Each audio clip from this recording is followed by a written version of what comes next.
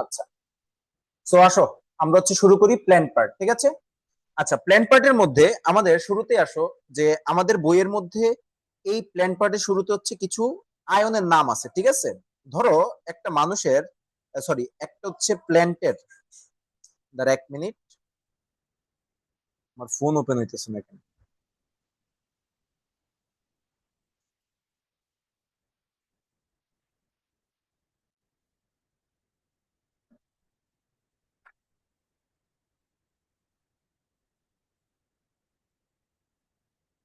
আচ্ছা, তাহলে আসো আমরা শুরু করি।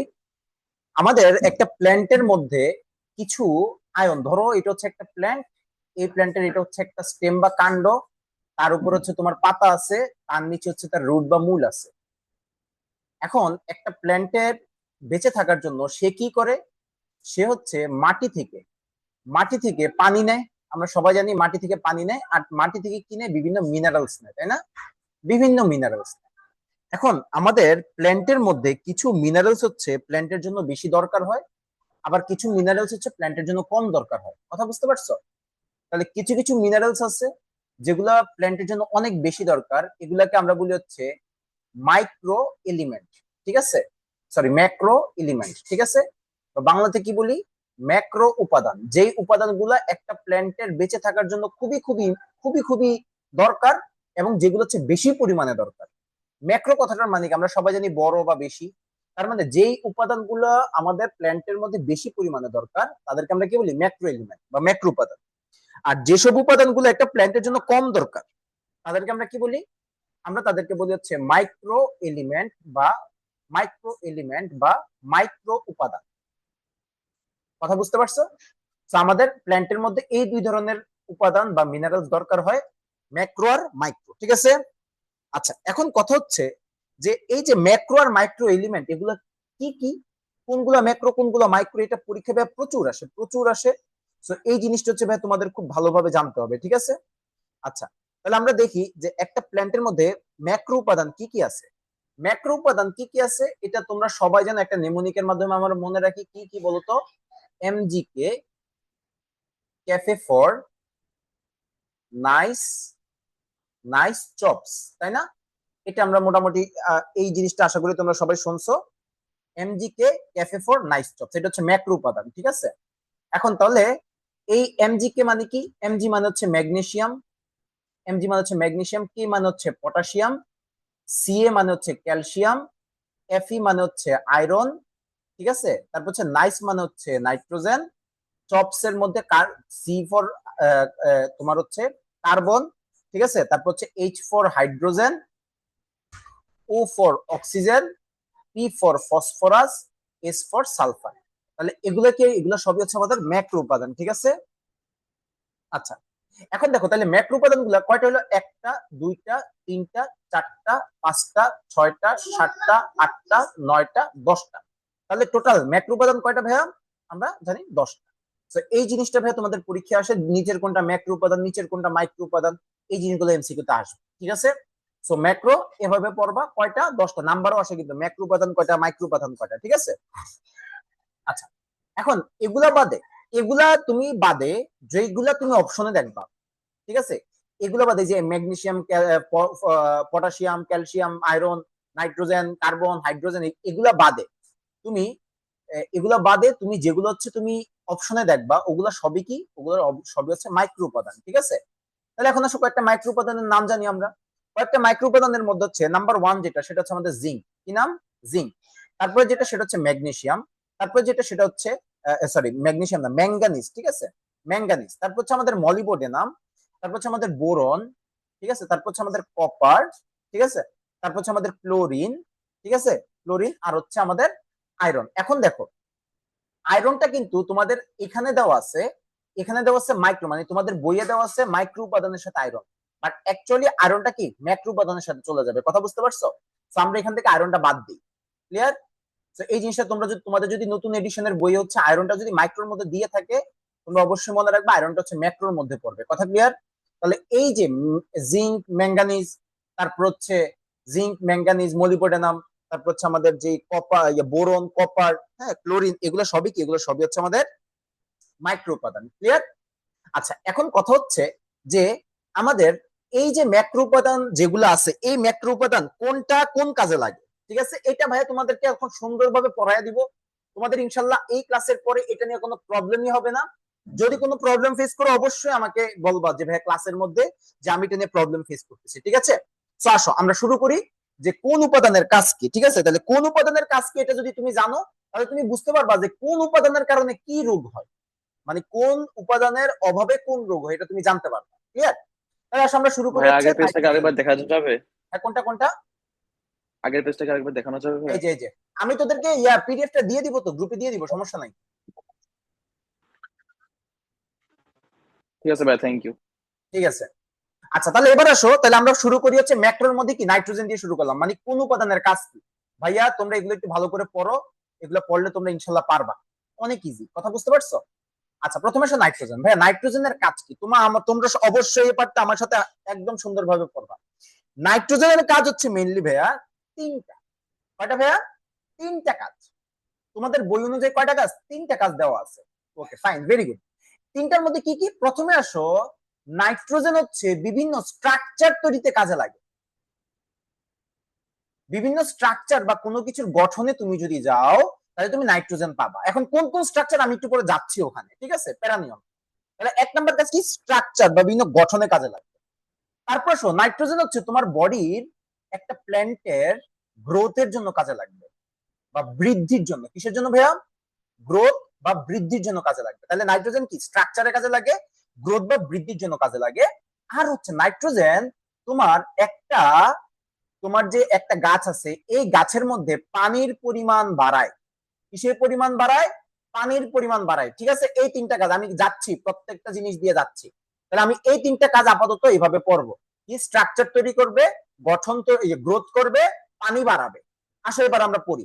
দেখো স্ট্রাকচার, এখন কথা হচ্ছে নাইট্রোজেনটা কোন স্ট্রাকচার তৈরি করতে লাগবে। নাম্বার ওয়ান মোস্ট ইম্পর্টেন্ট, এটা তোমার ভুলা যাবেই না, এক নাম্বার হচ্ছে ক্লোরোফিল। বাবা, এটা তোমার ভুলা যাবেই না, ঠিক আছে? তাহলে নাইট্রোজেন কি তৈরি করতে কাজে লাগে?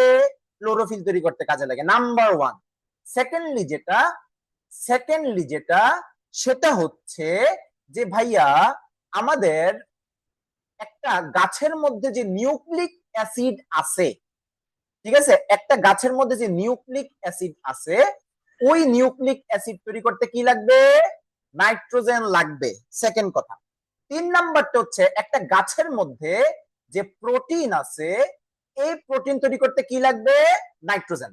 তাহলে ভাইয়া আমাদের নাইট্রোজেনের যে গঠন, নাইট্রোজেন যে স্ট্রাকচার গুলোতে পাওয়া যায় কি কি? Chlorophyll, nucleic acid, protein.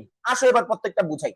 Chlorophyll মানে আমরা সবাই জানি ক্লোরোফিল হচ্ছে একটা পিগমেন্ট বা রঞ্জক পদার্থ, যেটা হচ্ছে একটা গাছকে সবুজ করে। Fine, very good. এবার নিউক্লিক অ্যাসিড, নিউক্লিক অ্যাসিডের মধ্যে কে কে আছে? ডিএনএ আছে, আর কে আছে? আরএনএ আছে, আমরা সবাই জানি। ওকে, ফাইন। এখন কে বলতে পারবা যে ডিএনএ আরএনএ এর কোথায় আমি নাইট্রোজেন পাই? কে বলতে পারবা? সবাই পারবা এটা, একটু চিন্তা করে বল। ডিএনএ আরএনএ এর কোথায় আমি নাইট্রোজেন পাই বলতো? ডিএনএ আরএনএ তৈরি করতে মনে আছে তোরা যে পড়িস nitrogen base, nitrogen base, adenine, guanine, cytosine, thymine, uracil, পড়ছস না? তাহলে ওই যে নাইট্রোজেন বেস তৈরি করতে কি লাগে? নাইট্রোজেন লাগে, কথা বুঝতে পারছো? তারপর আসো প্রোটিনে আসো। নাইট্রোজেন প্রোটিন তৈরি করতে কাজে লাগে। ভাই আগে বলো প্রোটিন কি দিয়ে তৈরি হয়? প্রোটিন হচ্ছে অ্যামাইনো অ্যাসিড দিয়ে তৈরি হয়। কি দিয়ে তৈরি হয়? অ্যামাইনো অ্যাসিড দিয়ে তৈরি, আমরা সবাই জানি। আচ্ছা ভাইয়া, অ্যামাইনো অ্যাসিড, এই যে অ্যামাইনো কথাটা আছে না, অ্যামাইনো অ্যাসিডের মধ্যে অ্যামাইনো, অ্যামাইনো কথাটা অ্যাকচুয়ালি কি ভাইয়া? NH2, এই যে গ্রুপটা আছে NH2, এটাকে আমরা কি বলি? অ্যামাইনো গ্রুপ বলি। কি বলি? অ্যামাইনো গ্রুপ, বা বাংলাতে বলি হচ্ছে অ্যামিনো মূলক। কি বলি? অ্যামিনো মূলক, কথা বুঝতে পারছো? তাহলে আমাদের প্রোটিন তৈরি করতে কি লাগে? অ্যামাইনো অ্যাসিড লাগে। আর ওই অ্যামাইনো অ্যাসিডের মধ্যে কি আছে? NH2 আছে, দেখছো? NH2 এর মধ্যে কি আছে? নাইট্রোজেন আছে না? তাহলে ভাইয়া প্রোটিন তৈরি করতে কি লাগবে? নাইট্রোজেন লাগবে। নিউক্লিক অ্যাসিড তৈরি করতে কি লাগবে? নাইট্রোজেন লাগবে। ক্লোরোফিল তৈরি করতে কি লাগবে? নাইট্রোজেন লাগবে। সবাই পারবে? মুখস্থ হইছে? মুখস্থ হইছে সবার? সবার মুখস্থ হইছে? সবার মুখস্থ হইছে এই তিনটা? Very good.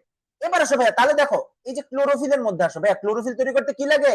নাইট্রোজেন লাগে। তাহলে ভাইয়া এখান থেকে আমরা একটা জিনিস পড়বো যে ক্লোরোফিল তৈরি করতে আর কি কি উপাদান লাগে। ক্লোরোফিল তৈরি করতে আর কি কি উপাদান লাগে ভাই? ক্লোরোফিল তৈরি করতে সবাই মনে রাখবা, ক্লোরোফিল তৈরি করতে আমাদের 3টা উপাদান লাগে। কয়টা উপাদান? 3টা উপাদান লাগে। নাম্বার ওয়ান হচ্ছে আমাদের নাইট্রোজেন লাগবে ক্লোরোফিল তৈরি করতে। সেকেন্ডলি আমাদের যেটা সেটা হচ্ছে ম্যাগনেসিয়াম লাগবে। কি লাগবে? Magnesium, nitrogen, magnesium. থার্ডলি যেটা সেটা হচ্ছে ভাই আমাদের আয়রন লাগবে। তাহলে ক্লোরোফিল তৈরি করতে কি লাগবে? আয়রন লাগবে, ম্যাগনেসিয়াম লাগবে, নাইট্রোজেন লাগবে। সবাই কি বুঝছো? তাইলে ভাইয়া দেখো ক্লোরোফিল কি করতেছে? ক্লোরোফিল হচ্ছে আমাদের একটা গাছকে সবুজ করতেছে। একটা গাছকে কি করতেছে? সবুজ করতেছে, আমরা সবাই জানি। এখন চিন্তা করো ভাইয়া, যদি তোমার কোনো কারণে নাইট্রোজেন, ম্যাগনেসিয়াম, আয়রন এই 3টার ঘাটতি হয়, নাইট্রোজেন, ম্যাগনেসিয়াম, আয়রন এগুলো যদি ঘাটতি হয়, তাহলে কি হবে ভাইয়া? তাহলে এই 3টা যদি ঘাটতি হয়, নাইট্রোজেন, ম্যাগনেসিয়াম, আয়রন এগুলার যদি কি হয়? ঘাটতি হয়, তাহলে এগুলার ঘাটতি হলে কি হবে? তোমার একটা উদ্ভিদের মধ্যে বা একটা প্ল্যান্টের মধ্যে ক্লোরোফিল তৈরি করার পরিমাণ কি হয়ে যাবে? কমে যাবে। আর একটা গাছের মধ্যে যখন ক্লোরোফিল কম তৈরি হবে, ক্লোরোফিল কি কালার দেয়? সবুজ কালার দেয়। যদি তোমার ক্লোরোফিল কম তৈরি হয়, তাহলে কি গাছটা কি সবুজ থাকবে? থাকবে না। আর গাছটা যখন সবুজ থাকবে না, তখন তোমার যেই রোগটা হবে, ওই রোগটাকে বলি আমরা ক্লোরোসিস। কি বলে থাকি বাবা? ক্লোরোসিস। ভাইয়া তাহলে আমরা এখান থেকে কি বলতে পারি?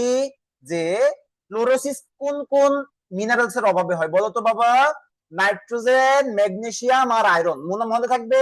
মনে থাকবে নাইট্রোজেন, ম্যাগনেসিয়াম, আয়রন এই 3টা কি করতে কাজে লাগে?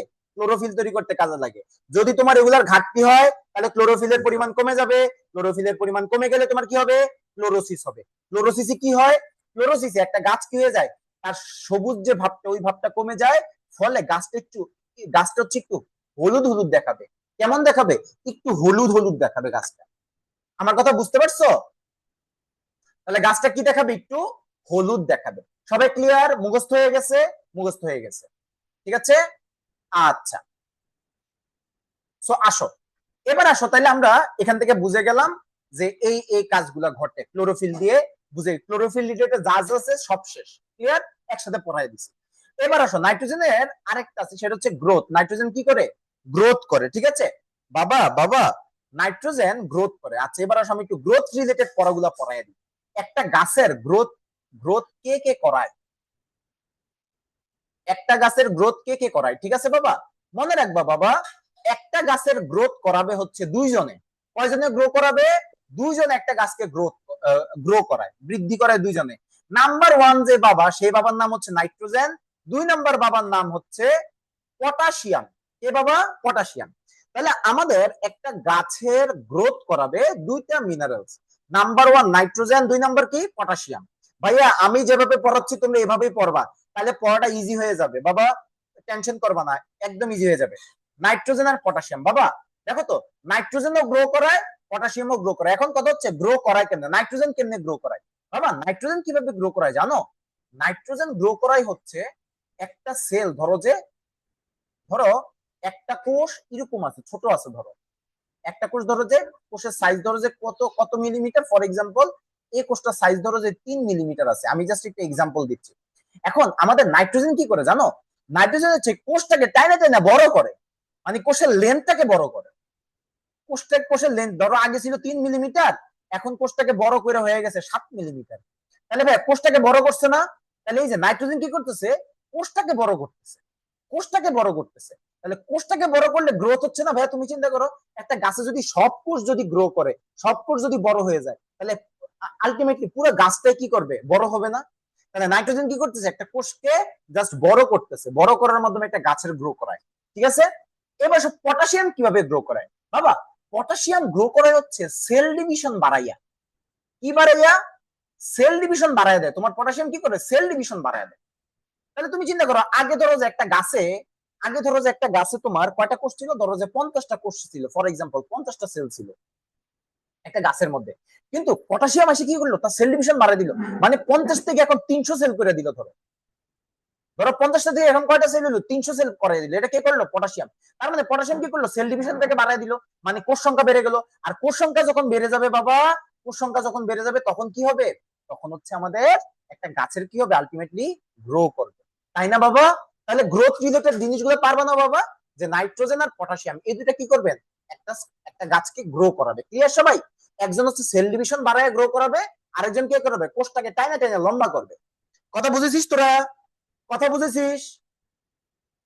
Clear clear clear? আচ্ছা, এখন হচ্ছে নাইট্রোজেন আরেকটা কি করবে, পানির পরিমাণ বাড়াবে। কিভাবে পানির পরিমাণ বাড়াবে চিন্তা করো তো ভাইয়া। দেখো তো এখানে দেখো নাইট্রোজেন কি করতেছে, একটা কোষকে বড় করতেছে না? আগে ছিল কোষটা এইটুকু, এখন হয়ে গেছে কোষটা বড়। তাহলে আগে কোষের মধ্যে যতটুকু পানি থাকতো, কোষটা বড় হয়ে যাওয়ার কি পানির পরিমাণ বেড়ে যাবে না? পানির পরিমাণ কি বেড়ে যাবে না? তার মানে কি এখানে পানি বাড়ায় দিছে না? তাহলে নাইট্রোজেন কি করলো, একটা কোষকে, একটা কোষের মধ্যে পানি বাড়ায়। কথা ক্লিয়ার? সবাই বুঝছো? নাইট্রোজেন পারবা সবাই? ইনশাল্লাহ পারবো আমরা, ঠিক আছে। আচ্ছা এবার আসো আমরা, এবার আসো ম্যাগনেসিয়ামে যাই, ঠিক আছে। ম্যাগনেসিয়ামের কাজ কি ভাইয়া? ম্যাগনেসিয়ামের দুইটা কাজ, ঠিক আছে। আচ্ছা ম্যাগনেসিয়াম কি করে বলতো? ম্যাগনেসিয়াম হচ্ছে ক্লোরোফিল তৈরি করে। আমরা সবাই জানি ম্যাগনেসিয়াম কি তৈরি করে, ক্লোরোফিল তৈরি করতে কাজে লাগে, ঠিক আছে। ম্যাগনেসিয়াম হচ্ছে ক্লোরোফিল তৈরি করতে কাজে লাগে, ঠিক আছে।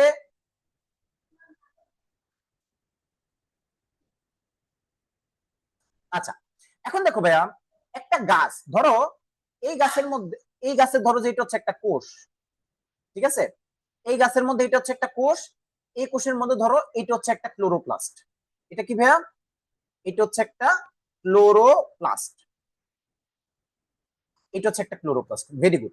এখন দেখো একটা ক্লোরোপ্লাস্টের ভেতরে কি থাকে, আমরা সবাই জানি একটা ক্লোরোপ্লাস্টের ভেতরে কি থাকে, ক্লোরোফিল থাকে। একটা ক্লোরোপ্লাস্টের ভেতরে কি থাকে, ক্লোরোফিল থাকে। আচ্ছা বাবা, এখন দেখো তোমার গাছের মধ্যে ম্যাগনেসিয়াম কি করতেছে, ক্লোরোফিল বাড়াচ্ছে, ক্লোরোফিল তৈরি করতেছে। Very good. এখন ক্লোরোফিল যদি বাড়ে, এই ক্লোরোফিলটা কি করবে বাবা, এই ক্লোরোফিলটা হচ্ছে সালোক সংশ্লেষণ করবে, তাই না? সালোক সংশ্লেষণ করবে বা ফটোসিনথেসিস করবে একটা ক্লোরোফিল, তাই না? আচ্ছা ফটোসিনথেসিসের মাধ্যমে সে কি করবে, খাবার তৈরি করবে। ফটোসিনথেসিসের মাধ্যমে কি করবে, খাবার তৈরি করবে। খাবার বলতে কি তৈরি করবে, C6H12O6 তৈরি করবে, তাই না? একটা একটা গাছ কি করলো, খাবার তৈরি করলো। খাবার তৈরি করতে বলতে কি, C6H12 মানে শর্করা, কার্বোহাইড্রেট তৈরি করলো। এখন এই যে C6H12O6 এটা যে তৈরি করলো, এটা তৈরি করার কারণে, এটা তৈরি করার পরে, এটা তৈরি করার কারণে দেখো তো কি হবে, যত বেশি খাবার তৈরি হবে, গাছ কি তত বেশি শক্তি তৈরি করবে না? যত বেশি খাবার তৈরি করবে, এই খাবারগুলোকে ভেঙে কি গাছ তত বেশি শক্তি তৈরি করবে। আচ্ছা শক্তি তৈরি করে কিসের মাধ্যমে একটা গাছ, গাছ কিন্তু একটা শক্তি তৈরি করে, আমরা সবাই জানি রেসপিরেশন বা শ্বসনের মাধ্যমে। কিসের মাধ্যমে, রেসপিরেশন বা শ্বসনের মাধ্যমে। তাহলে তুমি চিন্তা করো ম্যাগনেসিয়াম কি করতেছে, ম্যাগনেসিয়াম তোমার একদিক দিয়ে কিন্তু ক্লোরোফিলের পরিমাণ বাড়াচ্ছে। ক্লোরোফিল পরিমাণ বাড়ার কারণে তোমার ইনডাইরেক্টলি, ইনডাইরেক্টলি সে কিসের পরিমাণ বাড়াচ্ছে, রেসপিরেশন বা শ্বসনের পরিমাণ বাড়াচ্ছে না কেন? কারণ ক্লোরোফিল, ক্লোরোফিল কি করতেছে, ক্লোরোফিল যত বেশি তৈরি হবে সালোক সংশ্লেষণ তত বেশি হবে, ফলে খাবার তত বেশি তৈরি হবে। খাবার মানে কি C6H12 এটা বেশি তৈরি হবে। আর খাবার যত বেশি তত বেশি শক্তি উৎপাদন হবে। শক্তি উৎপাদন হয় কিসের মাধ্যমে, রেসপিরেশন মাধ্যমে। তার মানে যত বেশি শক্তি তত বেশি রেসপিরেশন। আমার কথা বুঝতে পারছো? তাহলে ম্যাগনেসিয়ামের কাছে ক্লোরোফিল আর রেসপিরেশন করা। কথা ক্লিয়ার? সবাইকে বুঝছো? শ্বসন করা। ক্লিয়ার? সবাই ক্লিয়ার? Very good. আচ্ছা এবার আসো আমরা একটু পটাশিয়ামে ঢুকি। আচ্ছা ভাইয়া, পটাশিয়ামে ঢুকার আগে ভাইয়া ক্লাসটা আগে একটু এন্ড করি, কারণ আমাদের জুমে হচ্ছে 40 মিনিট তোমার টাইম লিমিট, ঠিক আছে। 30 মিনিটের বেশি হলে আবার মাঝখান দিয়ে 10 মিনিট গ্যাপ হয়। আমি এখনই ক্লাসটা ইয়া করে দিচ্ছি, পোস্টপোন ক্যান্সেল করতেছি। তোমরা ওই লিঙ্কে, যে লিঙ্ক আমি দিছি ওই লিঙ্কে আবার ঢুকে যাবা, সবাই এখনই ঢুকে যাবা, ঠিক আছে। আমি ক্লাসটা এখন একটু এন্ড করতেছি, ওই লিঙ্কে এখনই ঢুকে যাবা।